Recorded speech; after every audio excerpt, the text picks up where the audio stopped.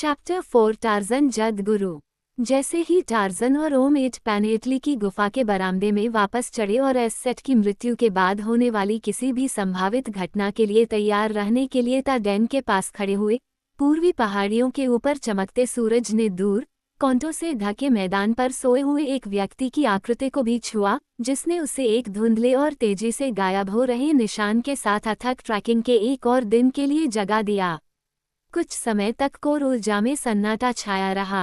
कबीले के लोग प्रतीक्षा करते रहे, कभी उस मृत व्यक्ति को देखते रहे जो उनका सरदार था, कभी एक दूसरे को, कभी ओमत को और उसके दोनों ओर खड़े दो लोगों को।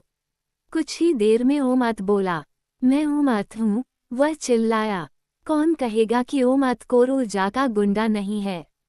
वह अपनी चुनौती स्वीकार करने वाले की प्रतीक्षा कर रहा था। एक या दो बड़े युवा हिरन बेचैनी से इधर उधर घूम रहे थे और उसकी ओर देख रहे थे, लेकिन कोई जवाब नहीं आया। तो ओम एट गुंड है, उसने अंतिम रूप से कहा। अब मुझे बताओ, पैनेटली, उसके पिता और उसके भाई कहाँ हैं? एक बूढ़ा योद्धा बोला, पैनेटली को अपनी गुफा में होना चाहिए।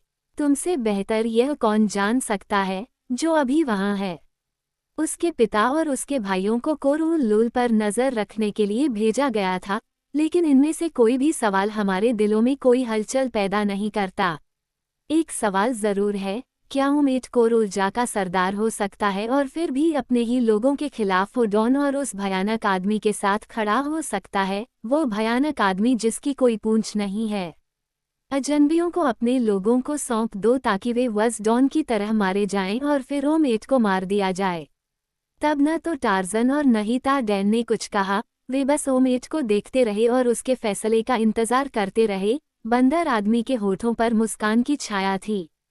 ताडेन, कम से कम, जानता था कि बूढ़े योद्धा ने सच कहा था, वासडॉन किसी अजनबी का स्वागत नहीं करता और किसी विदेशी जाति के लोगों को बंदी नहीं बनाता। फिर ओमट बोला, हमेशा बदलाव होता है, उसने कहा। यहाँ तक कि पालुल डॉन की पुरानी पहाड़ियाँ भी कभी एक जैसी नहीं दिखती। चमकता हुआ सूरज, गुजरता हुआ बादल, चांद, धुंध, बदलता मौसम, तूफान के बाद की तीखी साफ हवा, ये सभी चीजें हमारी पहाड़ियों में एक नया बदलाव लाती हैं। जन्म से लेकर मृत्यु तक, दिन ब दिन, हम में से हर एक में निरंतर बदलाव होता रहता है। तो बदलाव जाद बेनोथो के नियमों में से एक है। और अब मैं, ओमत, तुम्हारा गुंड, एक और बदलाव लेकर आया हूँ। अजनबी जो बहादुर पुरुष और अच्छे दोस्त हैं, अब कोरोलजा के वासडॉन द्वारा नहीं मारे जाएंगे। योद्धाओं के बीच गुर्राहटें, बड़बड़ाहटें और बेचैनी भरी हरकतें हो रही थीं। हर कोई एक दूसरे पर नजर गड़ाए हुए था कि कौन मूर्तिभंजक ओमत के खिलाफ पहल करेगा। अपनी बड़बड़ाहट बंद करो, नए गुंड ने चेतावनी दी। मैं तुम्हारा सरदार हूँ, मेरा वचन ही तुम्हारा कानून है। मुझे सरदार बनाने में तुम्हारा कोई हाथ नहीं था। तुम में से कुछ ने एसेट को मेरे पूर्वजों की गुफा से मुझे निकालने में मदद की, बाकी ने इसकी अनुमति दी। मैं तुम्हारा कुछ भी एहसानमंद नहीं हूँ। केवल ये दो लोग, जिन्हें तुम चाहते हो कि मैं मार डालूं, मेरे प्रति वफादार थे। मैं गुंड हूँ और अगर किसी को इस पर संदेह है तो उसे बोलने दो, वह कम उम्र में नहीं मर सकता। टार्जन खुश था। यह एक ऐसा व्यक्ति था जो उसके दिल के मुताबिक था। उसने ओमट की चुनौती की निडरता की प्रशंसा की और वह लोगों का इतना अच्छा न्याय करने वाला था कि उसे पता था कि उसने किसी बेकार की बात नहीं सुनी है। ओमट अपनी बात को मौत तक कायम रखेगा, अगर जरूरत पड़ी, और संभावना थी कि वो मरने वाला नहीं होगा। जाहिर है कि कोरोजियन के बहुमत ने भी यही विश्वास जताया था। मैं तुम्हें एक अच्छा गुंडा बनाऊंगा, ओमेट ने कहा, ये देखकर कि कोई भी उसके अधिकारों पर विवाद करने के लिए इच्छुक नहीं था। तुम्हारी पत्नियां और बेटियां सुरक्षित रहेंगी, वे एसेट के शासन के दौरान सुरक्षित नहीं थीं। अब अपनी फसलों और अपने शिकार पर जाओ। मैं पैनेटली की तलाश करने जा रहा हूँ। जब तक मैं दूर रहूंगा, एबॉन गुंडा रहेगा मार्गदर्शन के लिए उससे, और जब मैं वापस आऊंगा तो हिसाब किताब के लिए मुझसे पूछो और जाद बेनोथो तुम पर कृपा करें। वह टार्जन और हो डॉन की ओर मुड़ा। और तुम, मेरे दोस्तों, उसने कहा, मेरे लोगों के बीच जाने के लिए स्वतंत्र हो। मेरे पूर्वजों की गुफा तुम्हारी है, तुम जो चाहो करो। मैं, टार्जन ने कहा, ओमेट के साथ पैनेटली की खोज में जाऊंगा। और मैं? ताडेन ने कहा। ओमेट मुस्कुराया। अच्छा, उसने कहा, और जब हम उसे पा लेंगे तो हम टार्जन और ताडेन के काम पर साथ साथ चलेंगे। सबसे पहले हम कहाँ खोजेंगे? वो अपने योद्धाओं की ओर मुड़ा। कौन जानता है कि वो कहाँ हो सकती है? किसी को भी इसके अलावा कुछ नहीं पता था कि पैनेटली पिछली सामान्य लोगों के साथ अपनी गुफा में गई थी। उसके ठिकाने के बारे में कोई सुराग या सुझाव नहीं था। मुझे दिखाओ कि वो कहाँ सोती है, टार्जन ने कहा। मुझे उसकी कोई चीज़ दिखाओ, उसके कपड़ों की कोई वस्तु। फिर निस्संदेह मैं तुम्हारी मदद कर सकता हूँ। दो युवा योद्धा उस कगार के करीब चढ़ गए जिस पर ओमट खड़ा था। वे इंसाद और ओदान थे। बाद वाले ने ही बात की। कोर ऊर्जा के गुंड, उन्होंने कहा, हम आपके साथ पैनेटली की खोज में चलेंगे। यह ओमेट के सरदार होने की पहली स्वीकृति थी और इसके तुरंत बाद जो तनाव व्याप्त था वह शांत हो गया। योद्धा फुसफुसाने के बजाय जोर से बोलने लगे और महिलाएं गुफाओं के मुहाने से अचानक तूफान के गुजरने के साथ ही प्रकट हुईं। इंसैद और ओदान ने नेतृत्व संभाला था और अब सभी उनके पीछे चलने में प्रसन्न लग रहे थे। कुछ लोग ओमेट से बात करने और टार्जन को और करीब से देखने आए। अन्य गुफाओं के प्रमुख अपने शिकारियों को इकट्ठा करके दिन के काम पर चर्चा करने लगे। महिलाएं और बच्चे युवाओं और बूढ़ों के साथ खेतों में उतरने के लिए तैयार हो गए, जिनका कर्तव्य उनकी रक्षा करना था। ओदान और इंसैद हमारे साथ चलेंगे, ओमेट ने घोषणा की। हमें और अधिक की आवश्यकता नहीं होगी। टार्जन, मेरे साथ आओ और मैं तुम्हें दिखाऊंगा कि पैनेटली कहाँ सोती है। हालांकि तुम क्यों जानना चाहते हो, मैं अनुमान नहीं लगा सकता। वो वहाँ नहीं है। मैंने खुद ही खोज की है। दोनों गुफा में प्रवेश कर गए, जहां ओमेट ने उन्हें उस अपार्टमेंट का रास्ता दिखाया जिसमें सेट ने पिछली रात पैनेटली को आश्चर्यचकित किया था। यहाँ सब कुछ उसका है, ओमेट ने कहा। फर्श पर पड़े युद्ध सट्टे को छोड़कर वह सेट का था। वानर मानव चुपचाप कमरे में घूम रहा था। उसके संवेदनशील नथुनों की फड़कन उसके साथी को शायद ही पता चल रही थी, जो केवल ये सोच रहा था कि यहाँ क्या अच्छा उद्देश्य पूरा हो सकता है और देरी से चिढ़ रहा था। आइए, वानर पुरुष ने तुरंत कहा और बाहरी कोने की ओर ले गया। Here their three companions were awaiting them. Tarzan passed to the left side of the niche and examined the pegs that lay within reach. He looked at them, but it was not his eyes that were examining them. Keener than his keen eyes was that marvelously trained sense of scent that had first been developed in him during infancy under the tutorage of his foster mother, Kala, the sheep, and further sharpened in the grim jungles by that master teacher, the instinct of self-preservation. From the left side of the niche he turned to the right. Omat was becoming impatient. Let us be off, he said. We must search for Panatli if we would ever find her. Where shall we search? Asked Tarzan. Omat scratched his head. Where? He repeated. Why all Palul Dawn, if necessary. A large job, said Tarzan. Come, he added. She went this way, and he took to the pegs that led aloft toward the summit of the cliff. Here he followed the scent easily, since none had passed that way since Panatli had fled. At the point at which she had left the permanent pegs and resorted to those carried with her, Tarzan came to an abrupt halt. She went this way to the summit, he called back to Omat, who was directly behind him, but there are no pegs here. I do not know how you know that she went this way, said Omat, but we will get pegs. Insad, return and fetch climbing pegs for 5. The young warrior was soon back and the pegs distributed. Omat handed 5 to Tarzan and explained their use. The ape man returned 1. I need but 4, he said. Omat smiled. What a wonderful creature you would be if you were not deformed, he said, glancing with pride at his own strong tail. I admit that I am handicapped, replied Tarzan. You others go ahead and leave the pegs in place for me. I am afraid that otherwise it will be slow work, as I cannot hold the pegs in my toes as you do. All right, agreed Omat, Tade, Insad, and I will go first. You follow and Odan bring up the rear and collect the pegs. We cannot leave them here for our enemies. Can't your enemies bring their own pegs? Asked Tarzan. Yes, but it delays them and makes easier our defense, and they do not know which of all the holes you see are deep enough for pegs. The others are made to confuse our enemies and are too shallow to hold a peg. At the top of the cliff beside the gnarled tree, Tarzan again took up the trail. Here the scent was fully as strong as upon the pegs, and the ape-man moved rapidly across the ridge in the direction of the Ko'ulul. Presently he paused and turned to Omat. Here she moved swiftly, running at top speed, and, Omat, she was pursued by a lion. You can read that in the grass? Asked Ordan as the others gathered about the ape-man.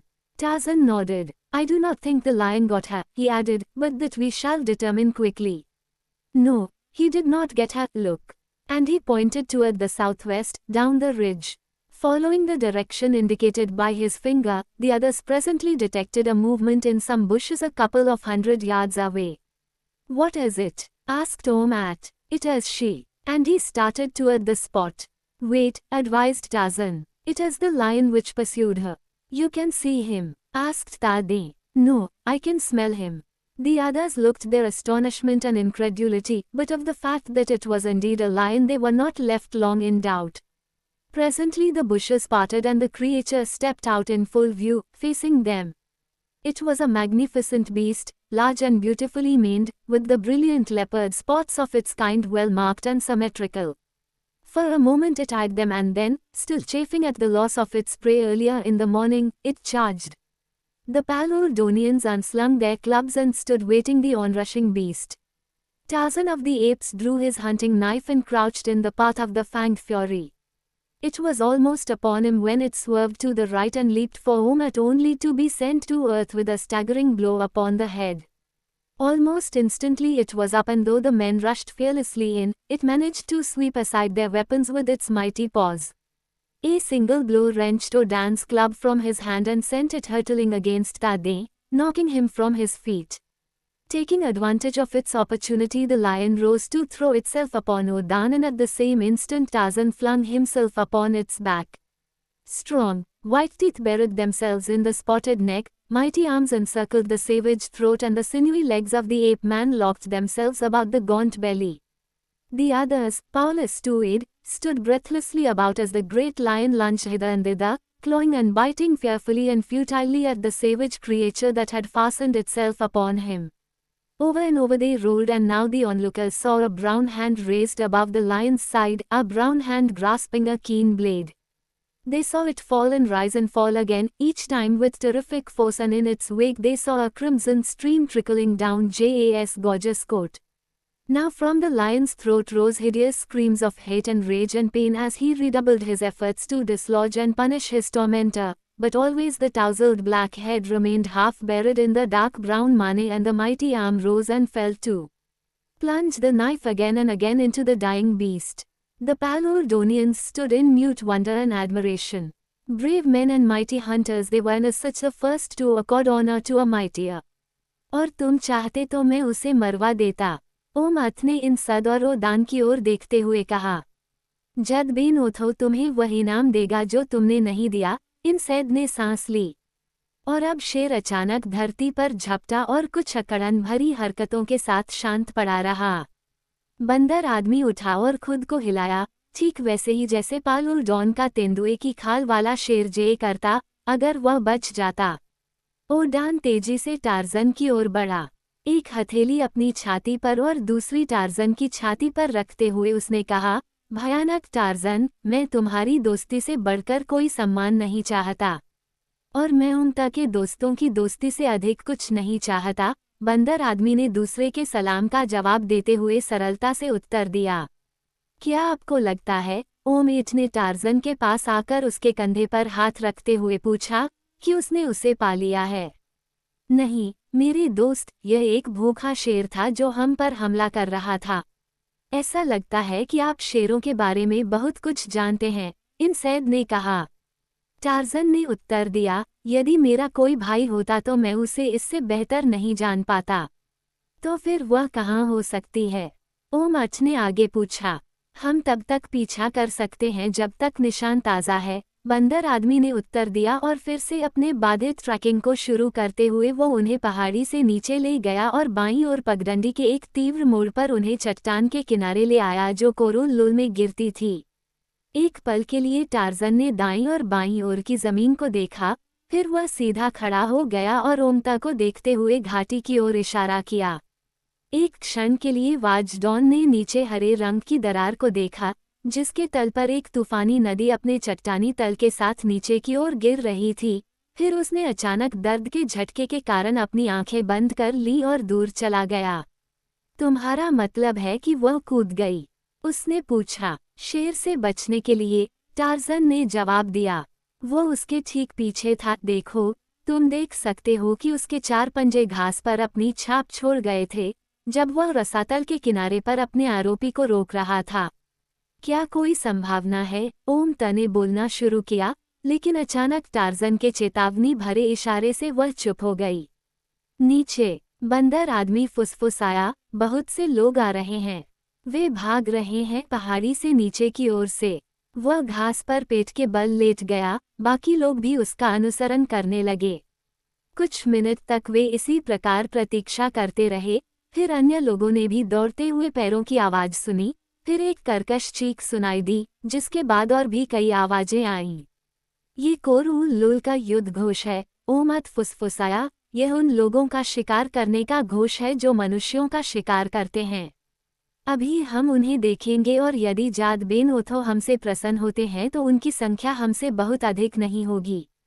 वे बहुत हैं, torsion ने कहा। 40 या 50, मैं कहूँगा, लेकिन कितने लोग पीछा किए जा रहे हैं और कितने लोग पीछा करने वाले हैं, इसका हम अनुमान भी नहीं लगा सकते, सिवाय इसके कि बाद वाले की संख्या पहले वाले से बहुत अधिक होगी, अन्यथा वे इतनी तेजी से नहीं भागेंगे। वे आ रहे हैं, टाडेन ने कहा। यह अनउन है, जो पैन इटली का पिता है, और उसके 2 बेटे हैं, ओदान ने आश्चर्य से कहा।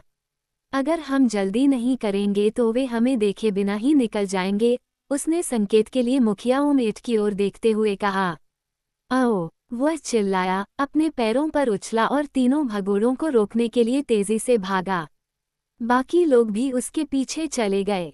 5 दोस्त, ओमत ने चिल्लाकर कहा, जब अनउन और उसके बेटों ने उन्हें खोज लिया। एडेनन यो, ओदान और इनसैद ने प्रतिध्वनित किया। जब ये अप्रत्याशित अतिरिक्त सैनिक उनके साथ आ गए तो भगोड़े बिना रुके ही टाडेन और टार्जन को हैरानी भरी निगाहों से देखने लगे। कोरोल लूल बहुत हैं, अनउन चिल्लाया। काश हम रुककर लड़ पाते, लेकिन पहले हमें एसत और अपने लोगों को चेतावनी देनी चाहिए। हाँ, ओमेट ने कहा, हमें अपने लोगों को चेतावनी देनी चाहिए। एसत मर चुका है, इनसद ने कहा। प्रमुख कौन है? अनउन के एक बेटे ने पूछा। ओमट, ओदान ने उत्तर दिया। ये ठीक है, अनउन ने चिल्लाया। पैनेटली ने कहा था कि तुम वापस आओगे और एससेट को मार डालोगे। अब दुश्मन उनके पीछे दिखाई देने लगा। आओ, टार्जन चिल्लाया, हम घूमकर उन पर हमला करें और जोर से चिल्लाएं। उन्होंने सिर्फ 3 का पीछा किया और जब वे 8 लोगों को उन पर हमला करते देखेंगे तो उन्हें लगेगा कि बहुत से लोग युद्ध करने आए हैं।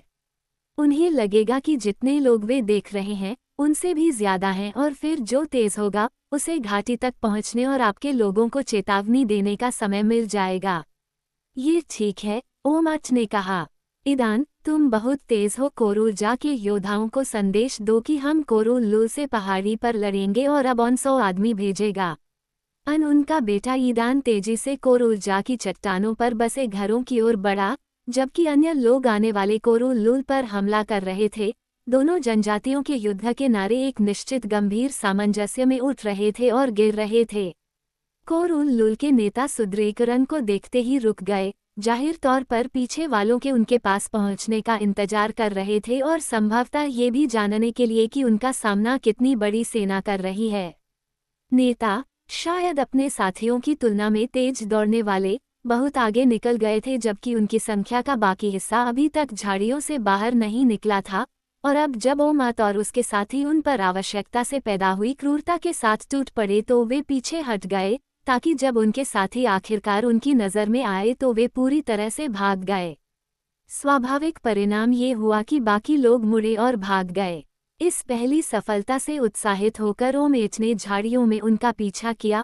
उनकी छोटी सी टोली उनके दोनों ओर से बहादुरी से आगे बढ़ रही थी और वे भागते हुए दुश्मन का पीछा करते हुए बहुत ही भयानक और भयंकर चिल्लाहट के साथ आगे बढ़ रहे थे। झाड़ियां हालांकि इतनी पास पास नहीं बढ़ रही थीं कि आगे बढ़ना मुश्किल हो जाए, लेकिन इतनी ऊंचाई पर थीं कि जब वे कुछ गज की दूरी पर भी अलग हो जाती तो दल के सदस्य एक दूसरे से छिप जाते। इसका नतीजा ये हुआ कि टार्ज़न, जो हमेशा तेज और हमेशा युद्ध के लिए उत्सुक रहता था, जल्द ही दूसरों की अगुवाई में दुश्मन का पीछा करने लगा। विवेक की कमी के कारण ही उसकी हार हुई। कोर-उल-लुल के योद्धा निस्संदेह अपने शत्रुओं जितने ही वीर थे, झाड़ियों में एक अधिक रणनीतिक स्थान पर पीछे हट गए और उन्हें यह अनुमान लगाने में देर नहीं लगी कि उनके पीछा करने वालों की संख्या उनसे कम थी। उन्होंने तब एक जगह खड़े होकर देखा जहां झाड़ियां सबसे घनी थीं। यह एक घात था और इसमें वानरों का टार्ज़न भाग गया। उन्होंने उसे बड़े ही सफाई से धोखा दिया। हाँ, जैसा कि यह वर्णन दुखद है, उन्होंने चालाक जंगल के राजा को धोखा दिया। लेकिन तब वे अपनी ही जमीन पर लड़ रहे थे, जिसके हर एक फुट को वे जानते थे जैसे आप अपने सामने वाले पार्लर को जानते हैं, और वे अपनी खुद की रणनीति का पालन कर रहे थे, जिसके बारे में टार्ज़न को कुछ भी नहीं पता था। टार्ज़न को पीछे हटते दुश्मन के पीछे एक अकेला काला योद्धा दिखाई दिया और इस तरह पीछे हटते हुए उसने टार्ज़न को फुसलाया। आखिरकार वह पीछे मुड़ा और एक डंडे और खींचे हुए चाकू के साथ बंदर आदमी का सामना किया और जैसे ही टार्ज़न ने उस पर हमला किया, आसपास की झाड़ियों से 2 दर्जन से ज्यादा मजबूत वाज़डॉन उछल पड़े। तुरंत, लेकिन बहुत देर हो चुकी थी, विशालकाय टारमंगनी को अपने खतरे का एहसास हुआ। उसके सामने उसकी खोई हुई साथी की एक झलक दिखाई दी और उसे इस एहसास के साथ एक बड़ा और घिनौना पछतावा हुआ कि अगर वह अभी भी जीवित है तो शायद उसे अब कोई उम्मीद न हो, क्योंकि भले ही उसे अपने स्वामी के गुजरने के बारे में कभी पता न चले, लेकिन ये तथ्य अनिवार्य रूप से उसके विनाश को निश्चित करेगा। और इस विचार के परिणामस्वरूप उसके मन में इन प्राणियों के प्रति घृणा का एक अंधा उन्माद छा गया, जिन्होंने उसके उद्देश्य को विफल करने और उसकी पत्नी के कल्याण को खतरे में डालने का दुस्साहस किया। एक क्रूर दहाड़ के साथ उसने अपने सामने योद्धा पर खुद को फेंक दिया और प्राणी के हाथ से भारी डंडा ऐसे घुमाया जैसे वह कोई छोटा बच्चा हो, और अपने विशाल शरीर के वजन और मांसपेशियों से समर्थित अपनी बाईं मुट्ठी से उसने वाज़डॉन के चेहरे के केंद्र पर एक विनाशकारी प्रहार किया, एक ऐसा प्रहार जिसने हड्डियों को तोड़ दिया और साथी को उसके रास्ते में गिरा दिया। फिर उसने अपने गिरे हुए साथी के डंडे से दूसरों पर हमला किया और दाएं और बाएं शक्तिशाली, निर्दयी प्रहार किए, जिससे उनके अपने हथियार गिर गए, जब तक कि वानर आदमी के पास मौजूद हथियार टुकड़े टुकड़े होकर बिखर नहीं गए। दोनों ओर से वे उसके डंडे के सामने गिर पड़े। उसके प्रहारों की डिलीवरी इतनी तेज थी, उसकी रिकवरी इतनी बिल्ली जैसी थी कि युद्ध के पहले कुछ क्षणों में वह उनके हमले के लिए अजेय लग रहा था, लेकिन यह ज्यादा देर तक नहीं चल सका। वह 20 से 1 की संख्या में था और उसकी हार एक फेंके गए डंडे से हुई। डंडे ने उसके सिर के पिछले हिस्से पर वार किया। एक पल के लिए वह डगमगाता हुआ खड़ा रहा और फिर लकड़हारे की कुल्हाड़ी के नीचे एक बड़े चीड़ की तरह जमीन पर गिर पड़ा। कोर-उल-लुल के अन्य लोगों मत की पार्टी के शेष लोगों से लड़ने के लिए दौड़ पड़े थे। उन्हें थोड़ी दूरी पर लड़ते हुए सुना जा सकता था और यह स्पष्ट था कि कोरोजा धीरे धीरे पीछे हट रहे थे और जैसे ही वे गिरे ओमत ने लापता व्यक्ति को पुकारा, Tarzan the terrible, Tarzan the terrible. जादगुरु, सचमुच, कोर-उल-लुल में से एक ने उस जगह से उठते हुए दोहराया जहां टार्जन ने उसे गिराया था। टार्जन जादगुरु, वो उससे भी बदतर था।